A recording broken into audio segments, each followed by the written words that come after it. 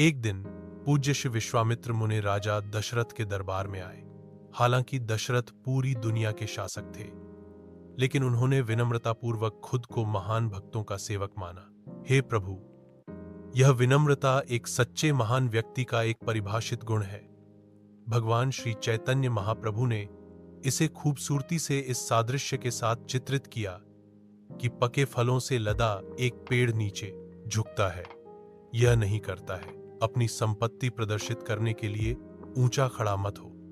इसी तरह एक वास्तव में महान आत्मा विनम्रता के साथ झुकती है और अपनी स्वयं की विशेषताओं को ऊंचा नहीं करती है। प्राचीन क्षत्रिय संस्कृति में योद्धा हमेशा विनम्र और आज्ञाकारी होते थे। उन लोगों के लिए जो परम सत्य के विज्ञान में पारंगत थे, यह स्पष्ट था। जब विश्वामित्र दशरथ के दरबार में प्रवेश करते हैं तो राजा ने उन्हें अपना सिंहासन दिया, अपने हाथों से उनके पैर धोए और उनकी सेवा की। अत्यधिक सम्मान के साथ अपने मंत्रियों, सैनिकों और रानियों के साथ। वास्तव में दशरथ महाराज विश्वामित्र की सेवा करने के लिए इतने समर्पित थे कि उन्होंने अपना पूरा राज्य को अर्पित कर दिया।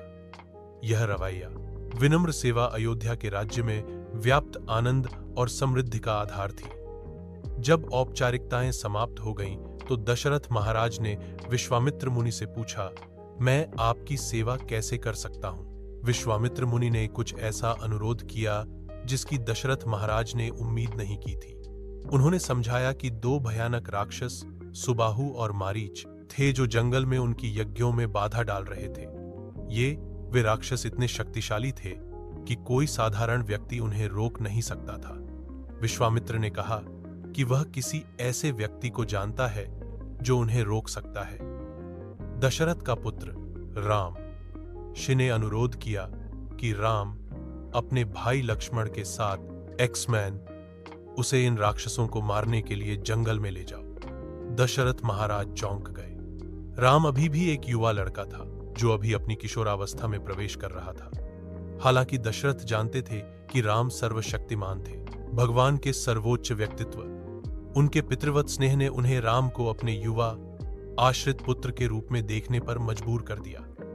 राम को अयोध्या महल की विलासिता में पाला गया था और दशरथ उनकी कल्पना नहीं कर सकते थे कि वे जीवन व्यतीत करें खतरनाक जंगल में भयंकर राक्षसों से लड़ते हुए। दशरथ ने राम की जगह जाने की पेशकश की। राक्षसों को हराने के लिए सैनिकों का एक पूरा डिवीजन लेने का वादा किया। उन्होंने विश्वामित्र से समझाने के लिए कहा, राक्षसों और उनकी निष्ठा के बारे में और जाने। जब विश्वामित्र ने खुलासा किया कि वे रावण के सेवक थे, तो दशरथ भय से भर गए। रावण पूरे ब्रह्मांड में एक शक्तिशाली और प्रसिद्ध के रूप में जाना जाता था। भयानक राक्षस जिससे इंद्र सहित देवता भी डरते थे।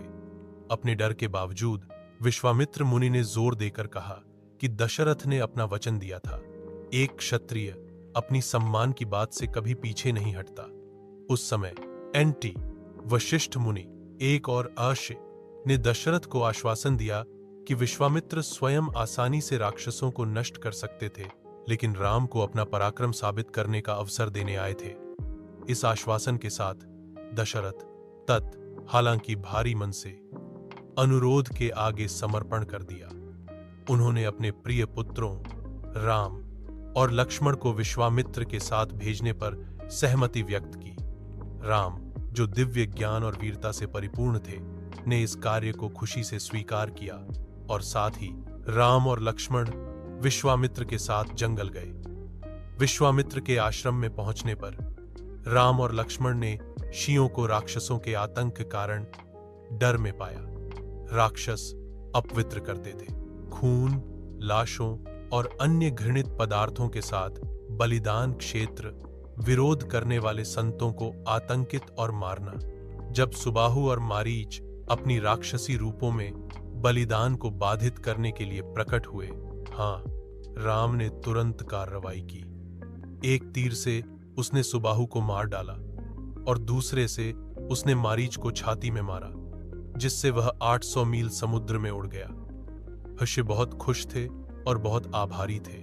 राम और लक्ष्मण के लिए राक्षसों के आतंक को समाप्त करने के लिए आभारी। यद्यपि राम और लक्ष्मण दिव्य प्राणी थे, उन्होंने विनम्रतापूर्वक शियों की पूजा की, जो भगवान के सबसे महान शगल का प्रदर्शन करते थे। सेवा करना और विनती करना निश्चित रूप से उनके भक्तों के लिए। विश्वामित्र मुनि राम और लक्ष्मण से प्रसन्न होकर जंगल में उनके समय के दौरान उन्हें निर्देश देना जारी रखा। राम और लक्ष्मण हालांकि दिव्य थे, दृष्टिकोण के महत्व का उदाहरण देते थे। एक आध्यात्मिक गुरु की तलाश में विनम्रतापूर्वक पूछताछ करते हुए और सेवा प्रदान करते हुए। जहां भी वे विश्वामित्र के साथ यात्रा करते थे, वे लकड़ी इकट्ठा करते थे, ऋषि के पैरों की मालिश करते थे और अन्य तुच्छ सेवाएं करते थे। यह दुनिया के लिए आध्यात्मिक गुरु के पास जाने, विनम्रता से पूछताछ करने और सेवा करने के लिए आध्यात्मिक निषेधों का पालन करने की आवश्यकता का एक उदाहरण स्थापित करना था। राम कोई महत्वपूर्ण काम नहीं करेंगे। विश्वामित्र का आशीर्वाद लिए बिना कोई कार्य नहीं करना चाहिए।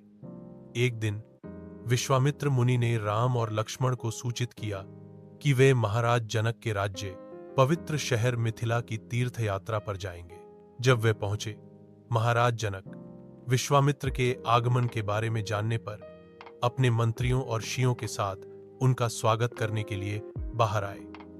जैसे ही जनक ने राम की दिव्य सुंदरता देखी, वह विस्मय से भर गए और उसके बारे में पूछताछ की। विश्वामित्र मुनि ने राम और लक्ष्मण को दशरथ के पुत्रों के रूप में पेश किया। फिर उन्होंने महाराज जनक से में नियमित रूप से आयोजित की जा रही महान धनुष समारोह की कहानी बताने को कहा। थिला महाराज जनक ने बताया कि देवताओं और राक्षसों के बीच एक लड़ाई के दौरान भगवान शिव ने उन्हें एक अजेय धनुष दिया था। यह धनुष इतना शक्तिशाली था कि कोई भी इसे कभी भी प्रत्यंचा नहीं चढ़ा पाया था। महाराज जनक ने प्रतिज्ञा की थी कि जो धनुष को उठाएगा वही उनकी बेटी सीता से शादी करेगा। धनुष समारोह से पहले राम और सीता एक दूसरे को देख चुके थे। जिस क्षण उनकी आंखें मिली, एक गहरी, उनके भीतर शाश्वत प्रेम जागृत हुआ। रामचंद्र सर्वोच्च भोगी और सीता सर्वोच्च भक्त इस दिव्य प्रेम में एकजुट हुए। सीता, जो स्वयं पृथ्वी से उत्पन्न हुई थी, स्वयं अवतार थी, सौंदर्य, आकर्षण और दिव्य गुणों का सार, वह भक्ति का सार थी और उसका अस्तित्व केवल राम की खुशी के लिए था।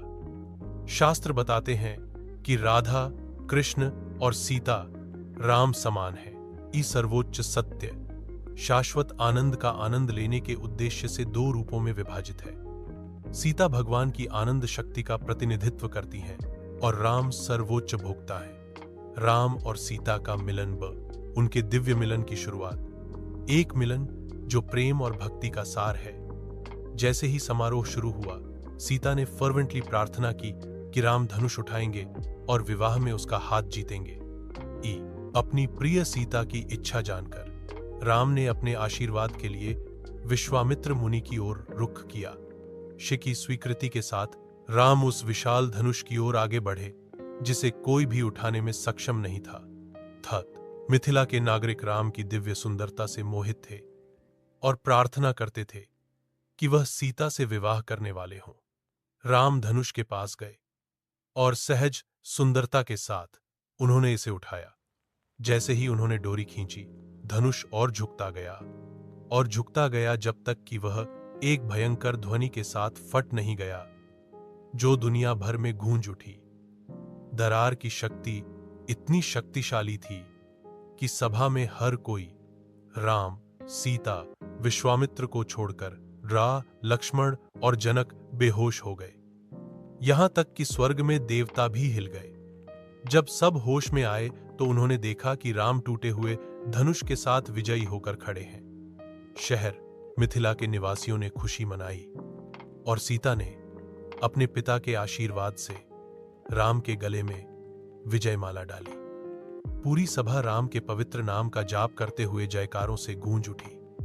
वास्तविक स्थल जहां राम ने धनुष तोड़ा था, वह अभी भी मिथिला में मौजूद है और यह इस दिव्य और ऐतिहासिक घटना का प्रमाण है। सीता और राम का मिलन और धनुष का टूटना सुप्रा के मिलन का प्रतीक है। अपने शाश्वत संघ के साथ भगवान, प्रेम और भक्ति का अंतिम मिलन। एक महानता में विनम्रता। सच्ची महानता विनम्रता से चिह्नित होती है।